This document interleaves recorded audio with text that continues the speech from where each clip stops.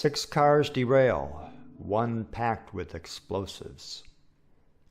Here are a collection of photographs, which I will show throughout this little video presentation, of a derailment that happened on July 22nd, 1944. And because of some pictures that I found at the Railroad Museum as I was looking through stuff, I seen just an envelope with this information, and on the back of it it says Carl J. Yost, Y-O-S-T, City Clerk, Mendota, Illinois. And as I said, this is dated 7/22/44, CB&Q Railway wreck at 6th Street Crossing. On the back of one of the pictures, I'll try to read this for you. It says, "This is setting in the middle of 6th Street Crossing. This car was full of explosives and dragged from the interlocking switch tower to the 6th Street Crossing without any wheels under it. If the contents had exploded, they claim there would not have been very much left of downtown Mendota. The first cars left the tracks ahead of the 5th Street crossing. The car to the right is on the west track of the Illinois Central Railway Company right-of-way. CB&Q Railway Company wreck. 7/22/44, Carl J. Yost, City Clerk, Mendota, Illinois."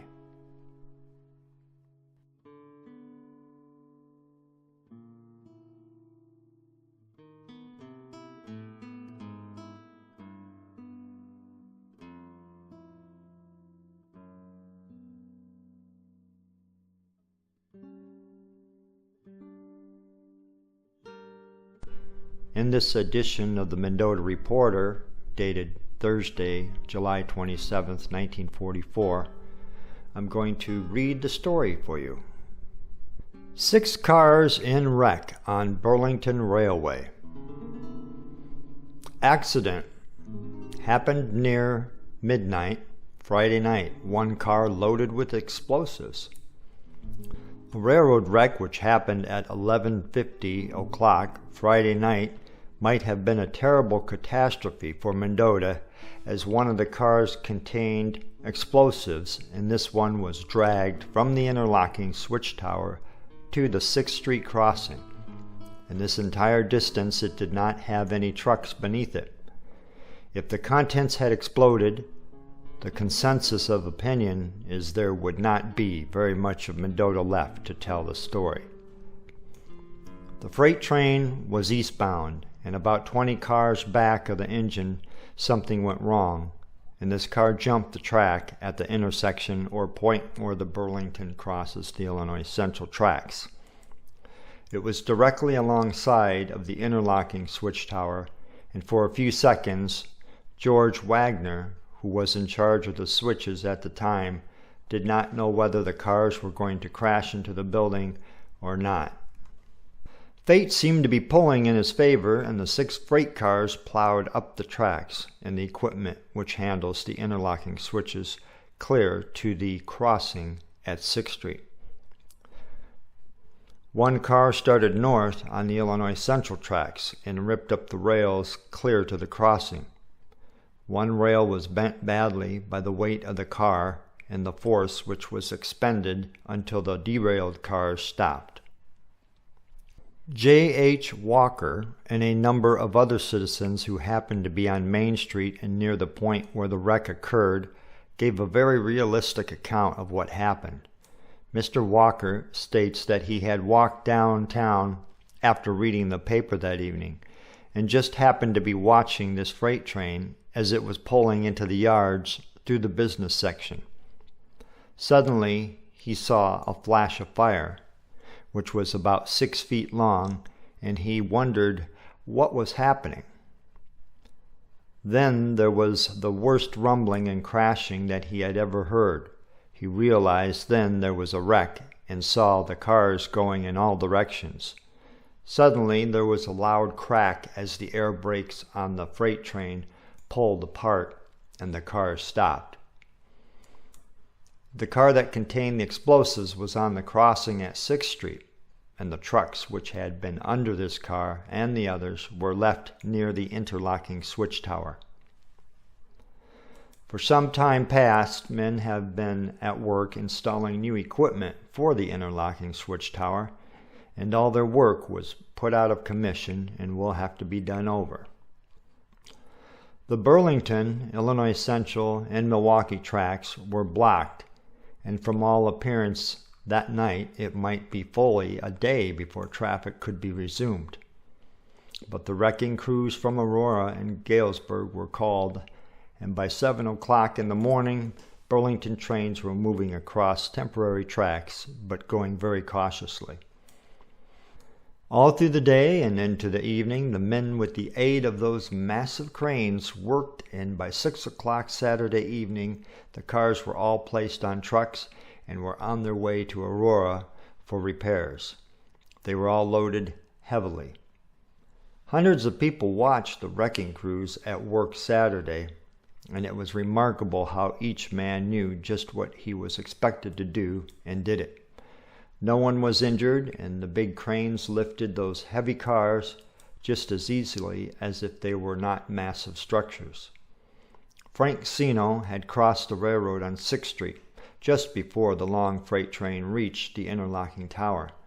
The gates were down at the time, and he had to walk around the barriers in order to get off the tracks. Sino stopped to watch the long freight move across 6th Street.